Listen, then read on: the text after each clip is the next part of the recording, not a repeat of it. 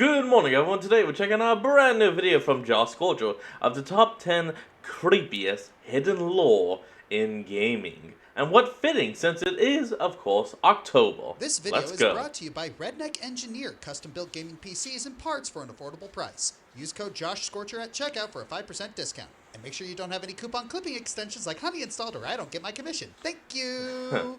We gamers really are obsessed with lore, aren't we? Damn so right many we videos are. and entire channels dedicate themselves to game setters. discovering and dissecting the hidden details of games. Insert Yep. FNAF joke here.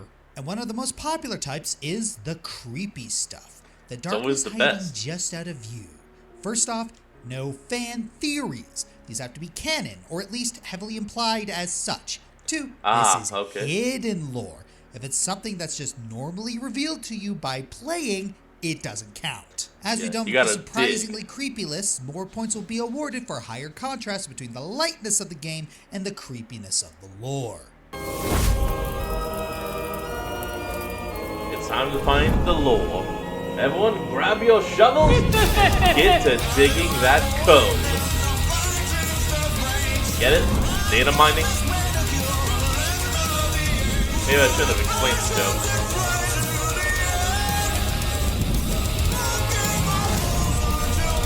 We go. Boom.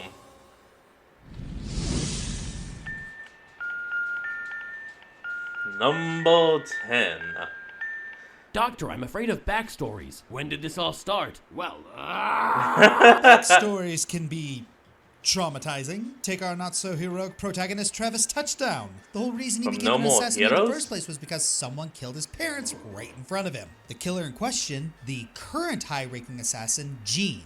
But why? What's her Oh. story, and why would she put Travis through all this? Well, in her exact words, her backstory is so horrific that hearing it in full would jack up the game's age rating.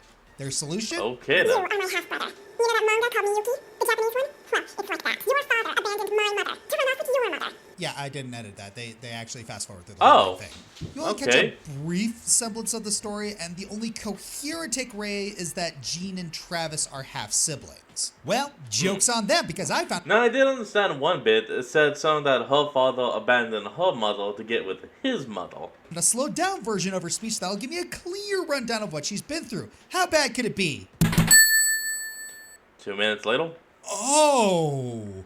When she said her backstory would jack up the age rating, she undersold it. It's Turns bad, out Travis huh? is Jean's half-brother, and his father ruined her life in the worst ways. To start, he broke her mother's heart and left with Travis's mom, leaving Jean's mom to take her own life. Jean ended up in Oh, his care, damn. and yeah, imagine the grossest, most despicable thing a father can do to a child, and multiply that times 10. Oh. And that's her life. Just to keep the Well, ick that going, sucks. she had to pay for her assassin training with her body. But to her, Oh. it was a necessary stepping Come stone on. in her quest for revenge. Yeah, it's no wonder she snapped. The fact that Travis's dad abused her to this degree, all while putting on a nice guy routine for Travis, is nothing short of disgusting. However, like That Travis is himself pitiful. said, vengeance begets vengeance. And in a twisted sense, to have siblings created each other. Jean just got ahead of the curve. Apparently, there were plans to make Jean's Travis X as well, but Suda didn't exactly plan it out thoroughly enough. But if that had been the case, then that would have been a new can of worms entirely. Suda, you weird alien man. Yeah, that would not just be a whole new can of worms, that'd be a whole new factory. Well, moving on from that mess to number 9, it's... Dear Hollow Knight backer Lisa Kretschmar and or developers at Team Cherry, what the fuck? What is it? Nos?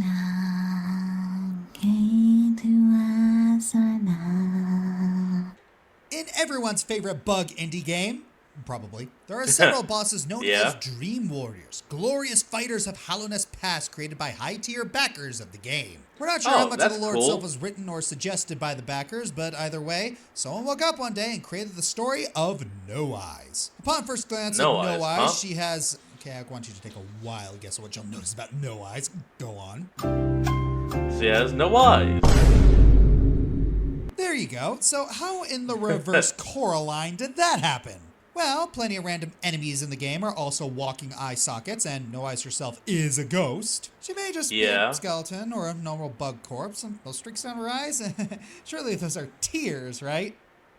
Right? No, it's blood, isn't all it? those lovely ghosts with similarly ocular absent features that No Eye sings to are the ghosts of her children. When the Rains' infection struck Hellas, No Eyes could not sleep. Her children began to become infected. My child, can you still see? Please, don't hurt me. Oh, jeez. Can't sleep with your eyes open, little one. Oh, Can't and dream that's why she if you're plucked the still eyes. breathing, little one. If there's no Precious eyes, the eyes can't be children, opened, so they you can sleep. speak such loathsome things as you sleep. Your claws scratch and scrape. Precious children, a monster has come for us in the dark. Will you sing for me? So, Well, that's those terrible. streaks aren't tears. That's blood from ripping her eyes out. In order to avoid seeing the plague and becoming vulnerable to its effects, she tore her eyes out to sleep no more. Oh, and she did it to her children, too. Yeah, no, I kind of Mother's figured that. love. I'm sorry. Did it to was herself frightened and her of you. kids. And how many kids are there? Always protecting No us, number. even when we couldn't see you. Take us there, please. A place where light cannot haunt us. A place without dreams. Place Without Dreams would just be a nightmare. You know, Sorry. the other Dream Warriors might be a little tragic, but most of them are pretty typical and sentimental ghosts. Markoth ironically gives you a very inspirational quote in his Hunter's Journal entry. Yeah, right. But No Eyes? They're coming. What's inside of you, strip it out. The infection is so vicious that No Eyes would rather claw her eyes out and that of her children. Oh, and wait, I then know that anime. Die than face what was brought on by the plague of light. You heard her. Strip them out. The century would that's be not higher, good. but the lore isn't that hidden. It's technically a bit vague, but a lot of that dialogue is shown before and after her fight. Although you can go the entire game without really facing any of the Dream Warriors. So if your That is journey true. misses a spot in Fog Canyon, then, well, no eyeball torture lore for you.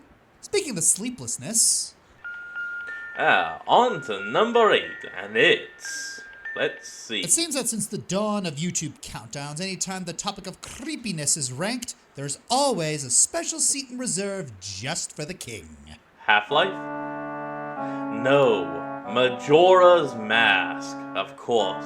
But Mr. Scorcher, this is Creepiest hidden lore. Majora's Mask is rarely usurped from being the ultimate abomination under the facade of an E rating. Yeah, But it's also not talked hidden at about all. a lot. What else is left? I mean, we have Majora, Ikana, the Mass Transformations, the Aliens, Moon and the Well, the Happy Mask Salesman, the whole freaking soundtrack, the world ends when you hear the bells. Yep. There's Redeads and Gimdas, the Butler's dead son and been drowned but his body is intact. That's right. Gamer's Stages of Grief, and then there's the All Night Mask. The All-Night Mask.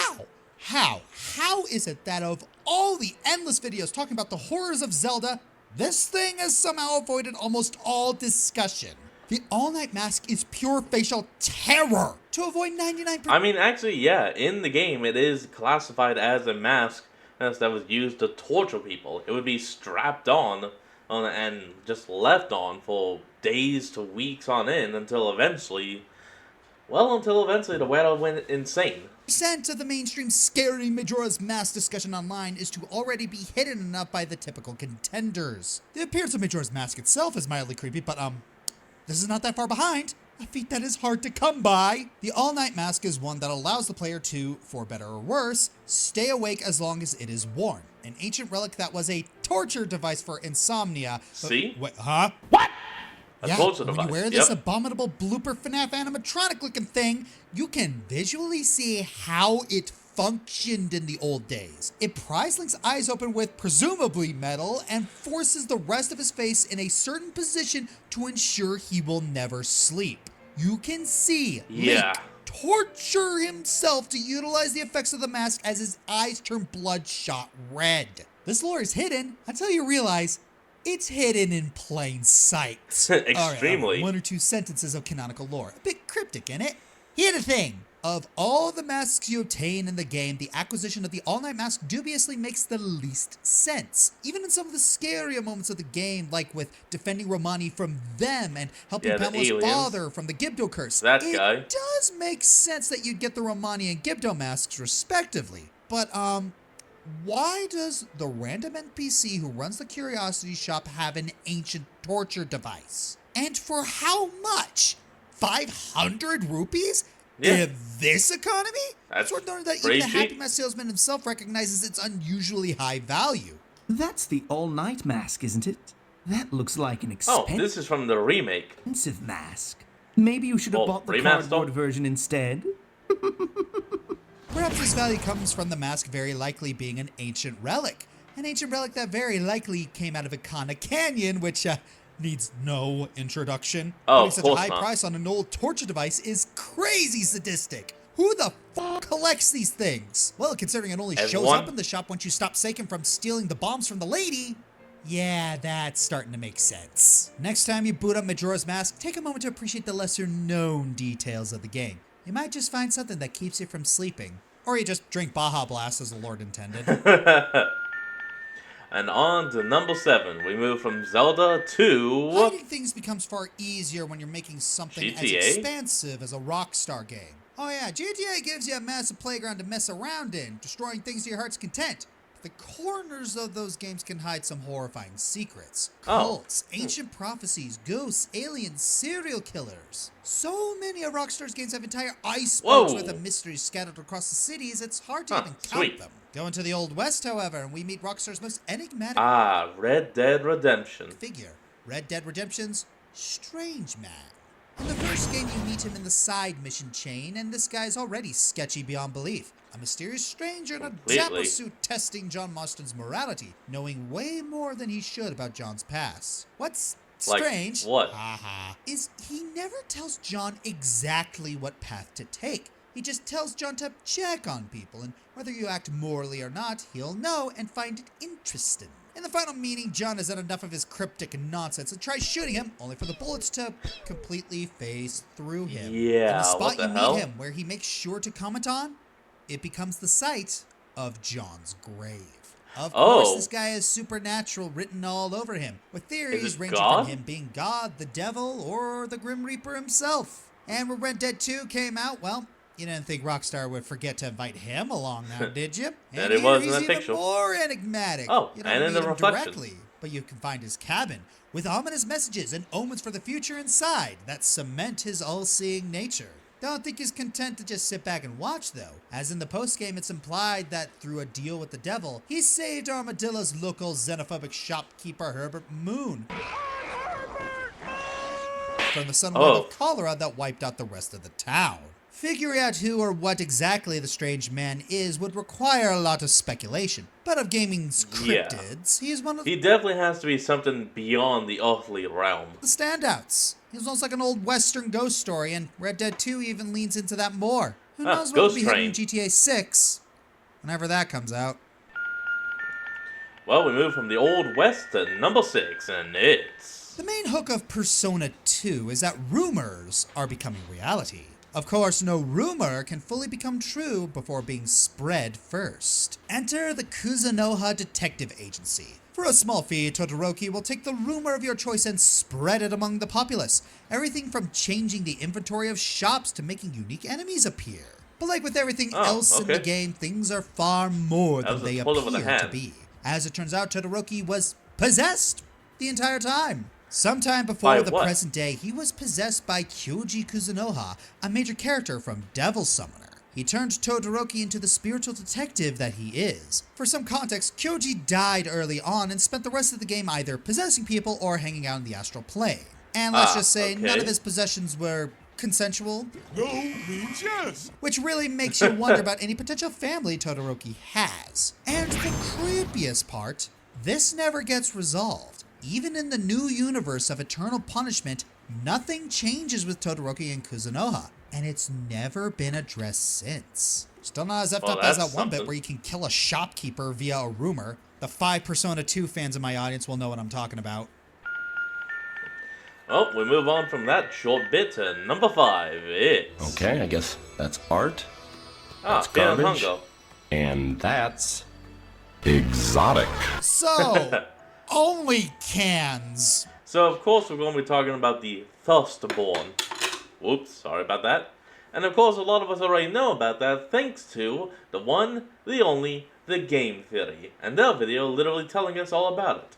This is a game where you take pictures of cans of She's soda and they really enjoy it.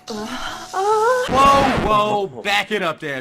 Yes, Yeah, that this sounds so absolute weird. post of a game has hidden lore, and it's somehow more uncomfy than the noises these cans make. The way you stop piece that. together this lore is by focusing on the can descriptions. The stories these cans present reveal a different piece of the company's history, but put the can descriptions together in chronological order, and you'll uncover the chilling story of John Shees III. Shees Yep. III would become CEO of the company shortly after his first flavor, Blueberry Tart, took off. Not long after his Jelly Bean glorious. flavor and Lemon Party flavor would help him to become buddy-buddy with high-ranking Bad name, politicians but yeah. and investors, forming a secret organization with them. A Lemon Party. Don't if look you that will. up. For the Please, love of God, for don't look it up. God's holy, don't Google that. Unfortunately, John Shees III's life would fall apart after the tragic death of his son and his ejection from his own company after it was bought out by a Russian bootleg brand of Shees. Yeah. The soda flavor is only a YouTube taste test. Speaking about the death of his son, She's the Fourth, we still have no idea what it was. John thought it was caused by his daughter-in-law, who was Caesar the Fourth's wife, but there was no evidence. Would be masochistic enough to try. She's the third would spend the next decade studying the occult, befriending a high-powered Egyptian businessman, and partnering with a man named Ichiro Yori of CyberLife Industries to launch the She's R&D facility. But this wasn't to Research conduct and development. soda-based research. It was to create Project S, which would be funded by She's the Third selling off She's production facilities. What is Project S, you may ask? It's... oh... Project Soda? You, Nope, Father, the Father, Firstborn. you made me. The flesh and the can are one. There it is. I feel my insides fizz. That is what's known as the Firstborn.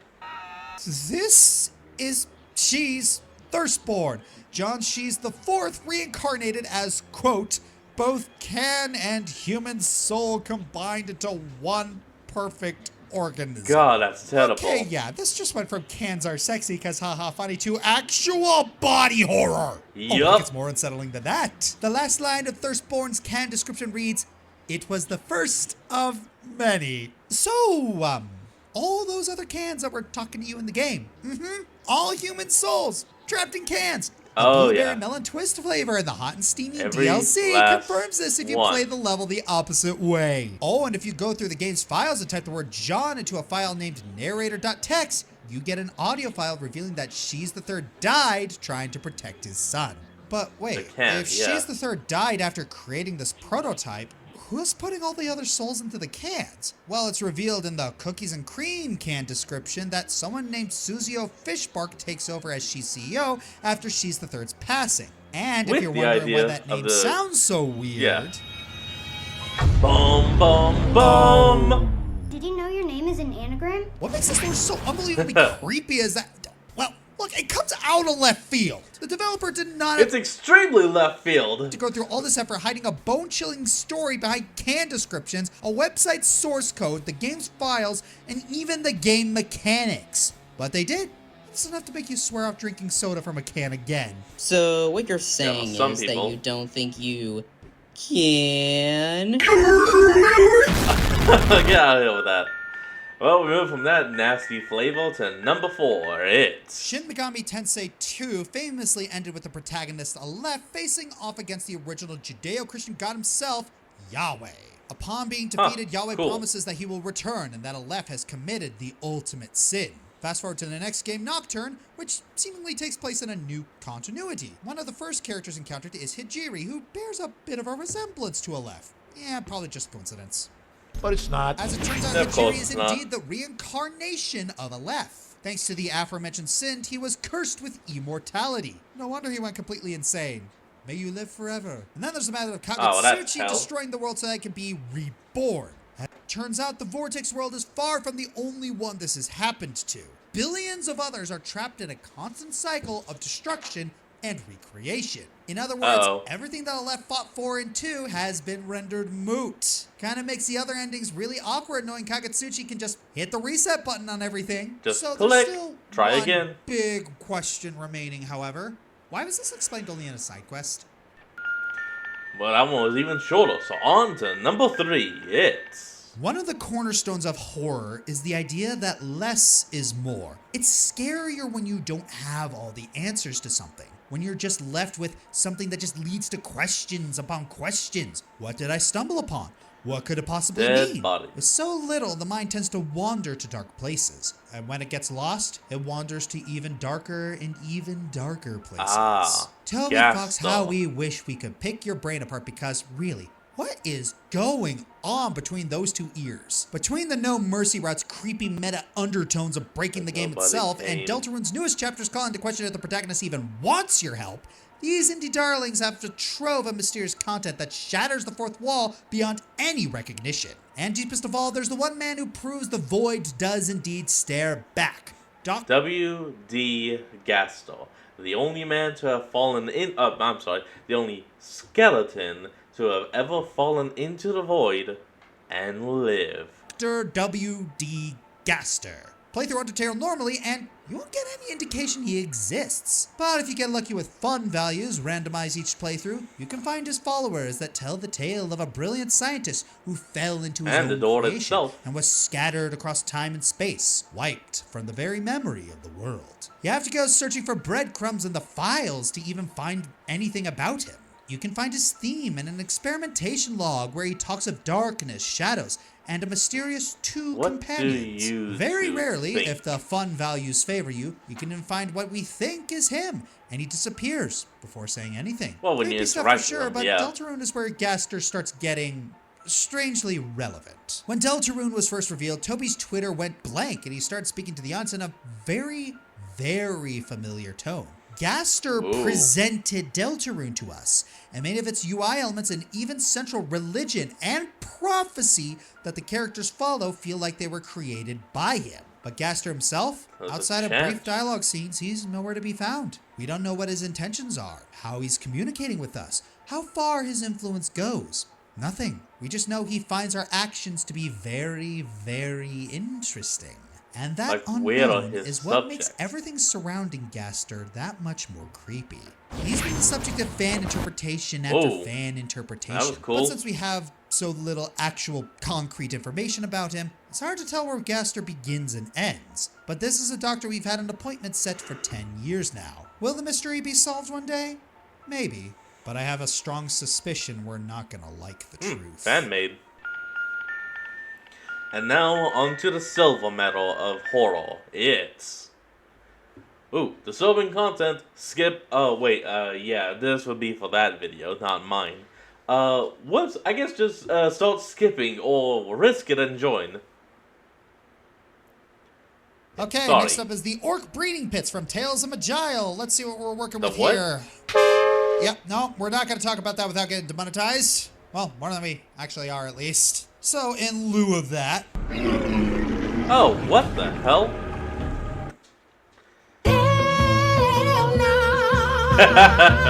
Yep, I can agree. Somehow, What is this? That's easier to digest than the Orc Breeding Pit. Just trust me on this. Anyways, the Brood Mothers. Huge, grotesque female ghouls found in the Dragon Age series. Oh, what's that? You feel your stomach churning just looking at this thing? Oh, honey, their morning face is nothing compared to where they came from. Just to set the tone, Darkspawn, a race of tainted, corrupted beasts, cannot create spawn for themselves. So, how do they fix that whole repopulation thing? More corruption.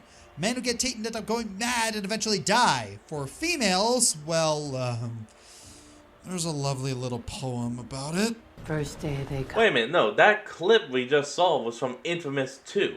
And Yeah, Infamous 2. Sorry, I had to remember, it's been a while. Second day, They beat us and eat some for meat. Third day, the men are all gnawed on again. Fourth day, we wait and fear for our fate. Fifth day, they return, and it's another girl's turn. Sixth day, her screams we hear in our dreams. Seventh day, she grew as in her mouth they spew. Eighth day, we hate it as she is violated. Ninth day, she grins and devours her kin. Now she does feast as she's become the beast. I think I understand. The poor captives are force-fed the essences of the Darkspawn, and yes, we don't know what spew actually means, so use your imagination. Yeah, no, I can take a really good guess at that, and I don't want to guess. They undergo a hideous, painful mutation, and those that survive the process, well, let's just say a grown mama's gotta eat, and when flesh is on the menu, anything is fair game, including the former lady's kin. Eventually, they grow into full-fledged brood mothers, mindless beasts whose only purpose is to give birth to more and more Darkspawn.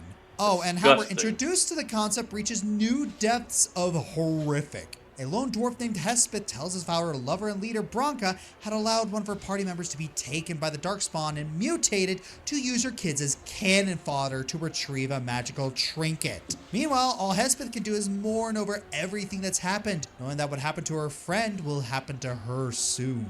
So, which is worse? Being betrayed by someone you trusted with your life, or being forcibly transformed into a beastly baby-pumping factory? Both. Either way, it's clear to see that there are fates way worse than death. You know, you could have asked for my consent before forcing me to see something so completely and utterly disgusting. I still say both are terrible. Now on to the honorable mentions. Who didn't make the list? Pokedex entries, Pokemon. There's a lot. Obviously. A lot. Just pick whatever one you find the creepiest. Spin. Termina, Kirby Star Allies. They spelt out the lore to us in music. No lyrics, just music.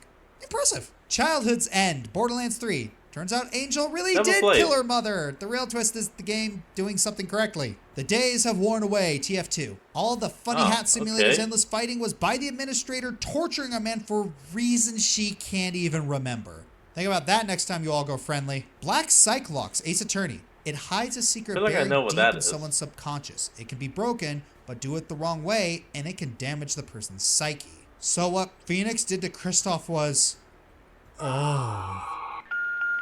Ooh, well that's bad. Now on to the golden medal of horror. Who gets it? Ironically enough, number one is something that's also hidden in plain sight. So...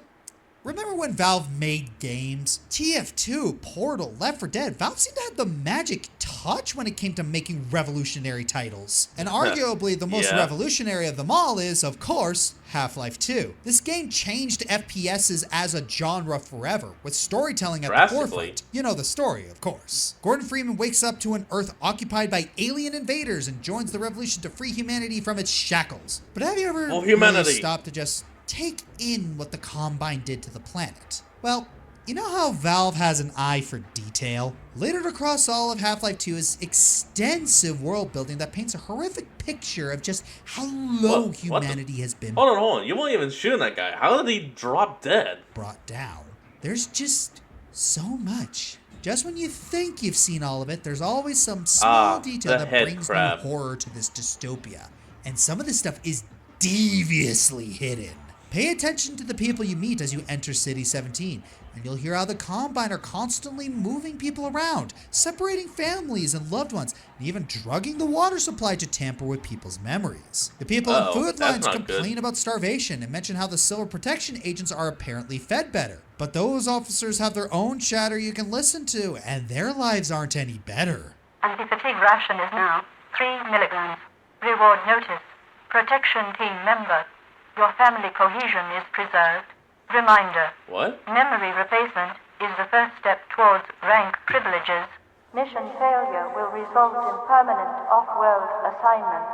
The Combine basically has these people's families at gunpoint and keep them only barely conscious with anti-fatigue rations. The best option they give you is to become one of the Overwatch, which means forsaking anything that makes you human in order to become another extension of the Combine's will. Of course. And that's the thing about the Combine. They don't value anything about humans as individuals. They refer to putting down rebellions in medical terms like amputation, cauterization, and coagulation. Breen even says as much in his propaganda broadcasts. Unification and collaboration means that humanity should forget about Earth, forget about anything but serving the Combine. Oh, So and the that suppression Combine. field that makes human reproduction impossible? Well, stick around the playgrounds in City great. 17, and you'll get a grim reminder of this in the form of the ghostly laughter of children. A reminder that under the Combine, humanity is a dying race with nobody left to carry the torch. Literally The extent at cattle. which Half-Life 2 goes to show that what collaboration truly means paints a picture of one of the darkest dystopias in gaming. It's a miracle people were able to fight back to the extent they did. Breen said it best. All it took was Gordon Freeman, the one free man, to topple the entire regime. I'm Josh Scorcher, and I think I need to lie down and hug something. Pray I don't become the villain of my own story after all this. Go hug your wife, man. Alright everyone, that's going to be the end of today's video, and I hope you all enjoyed. Remember to like, comment, and subscribe for more. Link to the original will be in the description below, and I'll see all of y'all next time when we flick back on. Till then, this is Fox, signing out. Peace.